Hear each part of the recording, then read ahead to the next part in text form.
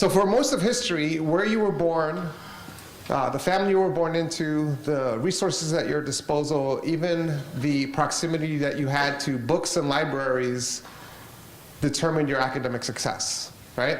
And I know this firsthand because I am a first-generation American born and raised in Hell's Kitchen, New York. My mother came here from Argentina. I was raised with a single mother on welfare in Hell's Kitchen. Not the Hell's Kitchen today with the nice restaurants, but the one from the 70s and 80s. And I and everyone in my community, everyone in public school and private school, every citizen that lived in Hell's Kitchen had the Columbus Library on 51st Street and 10th Avenue. That was where we had information. Where books were missing, or it would close at 5 o'clock, or it wasn't open on the weekends. That was our resource center, and it was not the mecca of information centers. Now, today, we have 1 million Columbus libraries at our fingertips. We have the world's information at our fingertips, and no one is freaking out about this. I mean, literally, it's like having the Star Trek transporter thing working really well and still taking airplanes. We have the world's information at our fingertips, and no one seems to be freaking out. And I think about my 12-year-old who's in 7th grade compared to when I was in 7th grade, and the classroom basically looks the same. As a matter of fact, we have the same policies, even though the technology's changed. When I was in 7th grade, I wasn't allowed to wear my Casio calculator watch. And anyone still have one of those? And my 12-year-old's not allowed to have his iPhone in his room, right? That's the difference. The technology is different, but the policies are the same. And so how do we take advantage of technology in this world? And I know what you're thinking, and I talk about this all the time, but we've been talking about technology in education for a long time. You know, we've been talking about technology in education since motion pictures were developed, and then it was television, and it was Sesame Street, and then computers in education. We've been talking about computers in education since at least the 1960s, and all these were going to be advancements that revolutionized education, you know, the best thing since the printing press, which of course brought us the worksheet. But these revolutionary things that have happened over time, but today things are different. I'm going to propose 3 things why things are different today. Number 1, we have all this information in the learning science space. We have all this knowledge. We have all this, all these resources. We have all this evidence that shows us that learning has to be relevant. It has to be engaging. That students can be part of that, and technology can help us with that. Technology can help us take advantage of the fact that learning can be personal and can be individualized. The second thing is the way in which technology has wrapped itself around the core of our lives. How many of you have not been on the web today? Right, exactly. And so you have to think about the fact that that's the world we live in today, but how long did that take us? 5 years? Do you remember we used to have to call the internet? with our home phones? And the internet was busy, or it wouldn't talk to us, or it would hang up on us.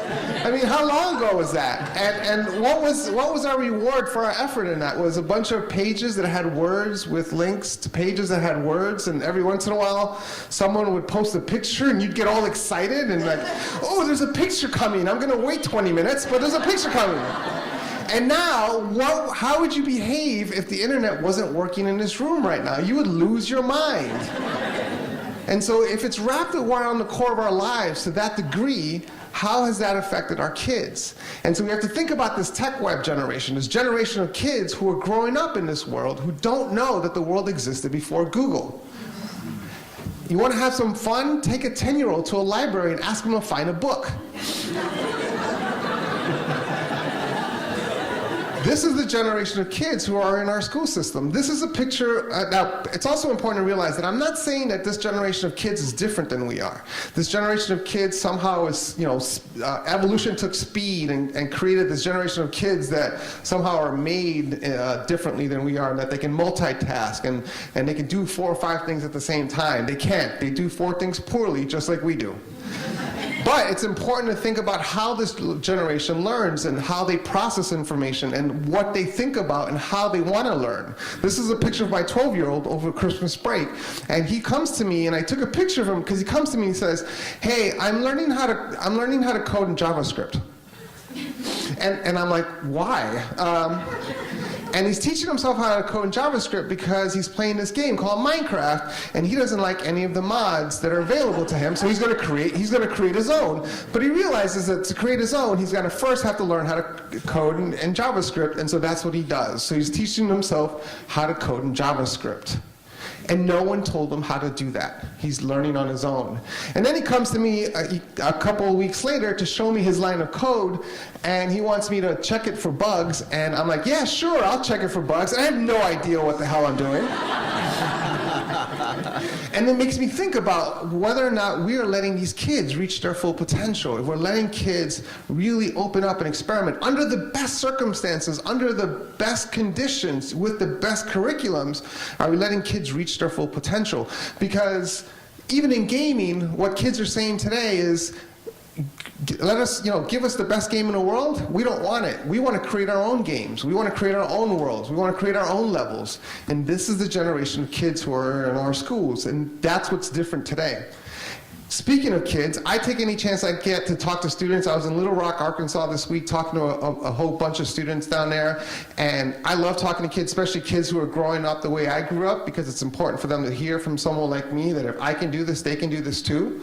But the other reason I talk to them is because I give them some advice. And the first thing I say to them is I don't ask them what they want to be when they grow up, because there's a good chance that what they're going to be when they grow up, that job doesn't exist today. And second of all, a kid who grew up who is growing up in Hell's Kitchen doesn't know what a biomedical engineer is. And so instead, what I say is I ask them what problem they want to solve. And we need to create a generation of problem solvers. And I ask them, what problem do you want to solve? What spins in your head? How do you want to impact the world? And then I ask them to think about what education, the big word education, they need to solve that problem. What classes can they take online? How do they take responsibility for their own learning? Who can they follow on Twitter? What can they read? What videos can they watch? And so forth and so on. What can they do to impact what lessons that they want to learn? I also talk to them about the idea of collaboration. See, the problem in schools today is that school is set up as an individual sport, but we live in a team-based world. And a kid gets a grade, a kid goes through class, a kid graduates, and then we say, good luck, go work with others. And a true collaboration is the ability not only just to work with other people, but also to understand deeply that what you create is only going to get better when you put it in front of someone else. And I'm currently working on one of many projects internally at Google, and I have this burning desire, and I can't wait to finish my part of it so I can put it in front of my team, because I know it's going to get better. And so real collaboration is the ability to understand that your piece is only as good as the whole that the team creates together. True collaboration is the ability to change your mind. True collaboration is the ability to understand something deeply and ask really good questions. That's what collaboration really is. And then finally, I talk to them about becoming digital leaders. We talk a lot about creating digital citizens, and digital citizenship is the minimum requirement for this new economy. What we need are digital leaders who truly understand how to create, how to build, how to take advantage of technology as part of their ecosystem. Now, as a technologist in the room, I'm here to tell you that technology is not the silver bullet. Technology is there to enable and support great education. And our job as technologists is to build technology that's easy to use, that's manageable, that's scalable, that gets out of the way. Our job is to make it useful and invisible at the same time. That's what our responsibility is. When someone says to me, or someone asks me, show me how technology improves learning, I ask them to show me how textbooks improve learning or how desks improve learning. They're all tools in our school system that help create great education. And so it's important to keep that in mind. Blaming technology for not improving education is like blaming Google Maps for being late to your flight that's leaving in 15 minutes when you're 45 minutes away. It just doesn't make any sense. And so finally, I want to leave you with this one thought. I want you to think about a 5-year-old, and then I want you to look at your technology, your tablet, your cell phone, whatever you have with you, and then I want you to realize that what you have is the worst technology that 5-year-old will ever see in their life. It's their Commodore 64. They are going to find your device in the thrift shop box in 20 years, and they're going to laugh about it, and they're going to say, and they're going to reminisce with their friends about how my parents used to have to charge this thing every day.